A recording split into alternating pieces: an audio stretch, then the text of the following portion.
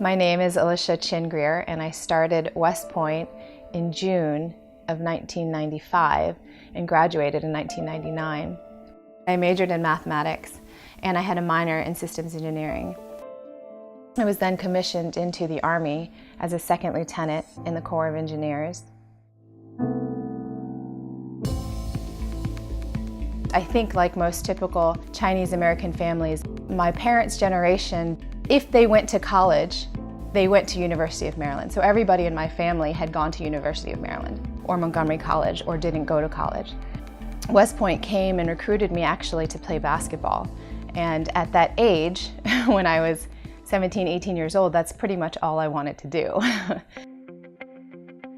After I graduated from West Point in 1999, I went to the Officer Basic Course, which was at Fort Leonard Wood in Missouri. I was there for about 6 months, and then I was stationed at my first duty station at Fort Stewart in Georgia.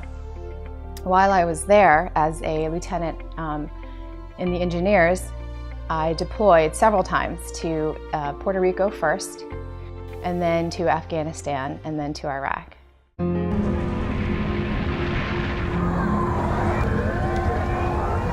After the Twin Towers were hit on 9/11, my unit received orders, and the orders read, you will send a unit to deploy to an undisclosed location on an undisclosed date for an undetermined amount of time.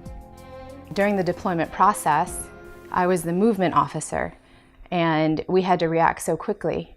But because of the time and the reaction that we had to have, everything had to go by air. So I was actually in charge of creating those load plans the first time the U.S. Army has deployed an engineer unit solely by air. So I worked 3 days straight without sleep, without rest, without leaving that airfield office until I could get all of my troops out. When we flew out there, we landed in Uzbekistan because at the time, the U.S. Army actually hadn't been into Afghanistan yet. We hadn't even taken over any of the land there, and we were still fighting heavy Taliban. We had to make a combat landing just to get in, and a combat landing is essentially when the plane shuts off all of its engines. It gets right over the airfield that it's going to land on, cuts off all of its engines, electricity, so that it can't be seen or heard. And it basically goes into free fall until it gets down to the runway. And right before it lands, they cut everything back on and try to make a smooth landing. When we first landed in Uzbekistan, we had really nothing was established. We were living in tents. We didn't even have floors at the time. And there were tents of about 12 people. Because I'm a female, there were only 6 in my tent. But as an engineer, we were able to build things. And so we built ourselves floors, and we actually built ourselves doors and shelves for inside to put our stuff, because otherwise you would just have your cot. So the first airstrip that I sent some of my engineers down to was Mazar-e Sharif. And then after that, we got into Bagram Airfield, where our main mission was to keep the airfield open so that the planes could fly in and out. During Operation Anaconda, which was the first major battle that launched out of Afghanistan, and I went down to the airstrip trying to get a cement mixer on a plane, and my soldiers kept calling up and saying, ma'am, we need a cement mixer down here. We need one right now. And it was right in the middle of the night, and there was a soldier there also trying to get blood and ammunition down. We kind of went head to head because he said to me, man, we got to get ammo down there and we got to get blood down there. And I said, listen, if you don't put my cement mixer on that plane, you won't have a runway to get your blood and ammunition down to. So I get it. I get that those are vital and important things. But right now, that cement mixer needs to get down there. When I was in Afghanistan, I remember one particular trip that we took to Kabul. Myself and my first sergeant and some of the contracting officers, and what we were doing was we were trying to acquire places where we could get more materials locally because it would be easier than shipping it in. We weren't allowed to wear military uniforms, actually. We had to wear our civilian clothes. So I had my civilian clothes on and had my rifle strapped over my shoulder, and we went in with a security force.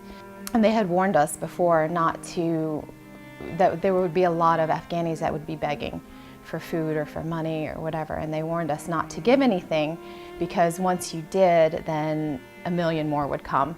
And so I was standing outside and I was waiting, and I was kind of looking around, and there's a crowd of people that started to form around me, and it's just a little nerve-wracking being a female and having everybody look at you like, what are you doing here? Why are you not covered? And it was a very strange and daunting feeling. So eventually I had to go get into the car because I was a little bit fearful.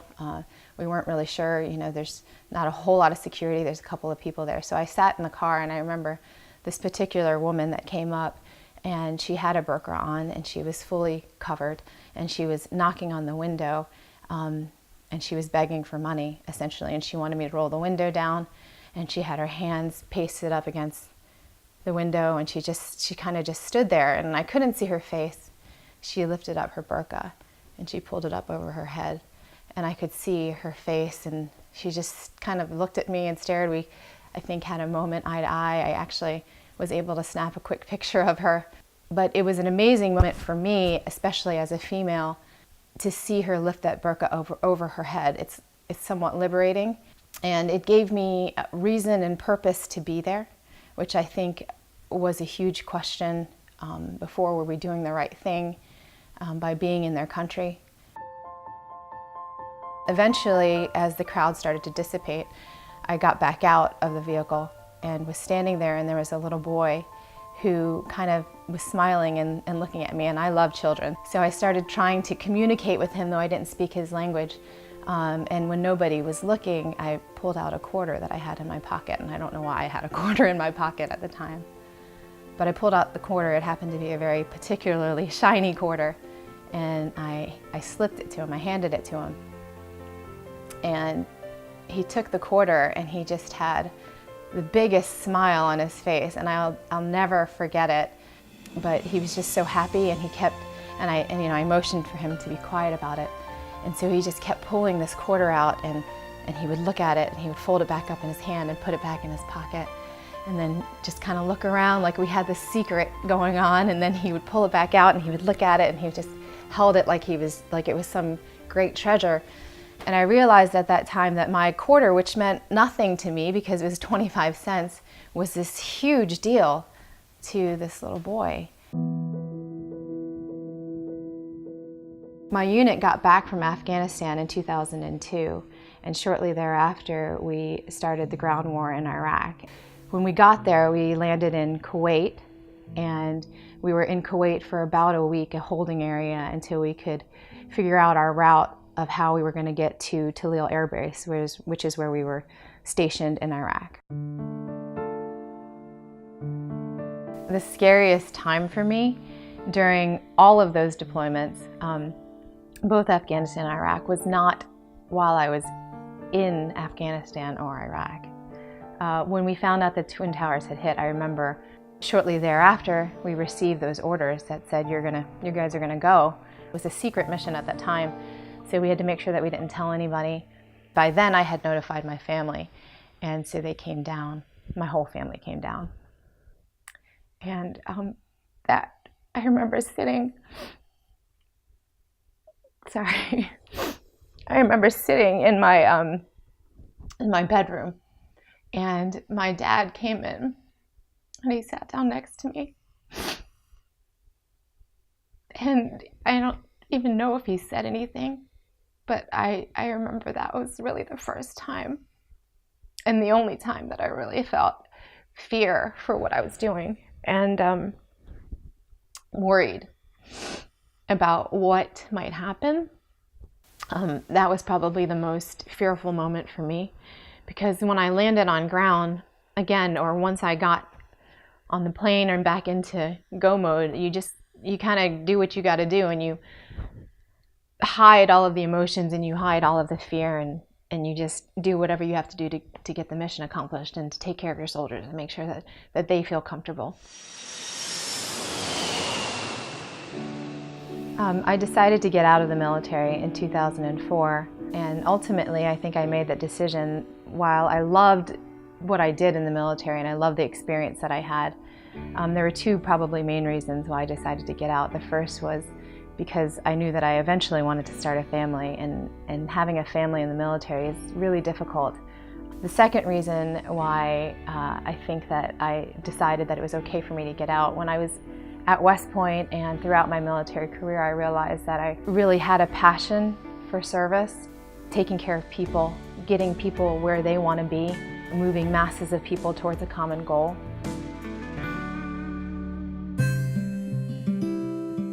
The military can give you direction. Camaraderie that happens, the friendships that you make, is remarkable, and I just don't know that you would experience that anywhere else. For me, I actually would have never thought that I would have joined the military, but looking back, I'm so thankful that that's the path that I was put on.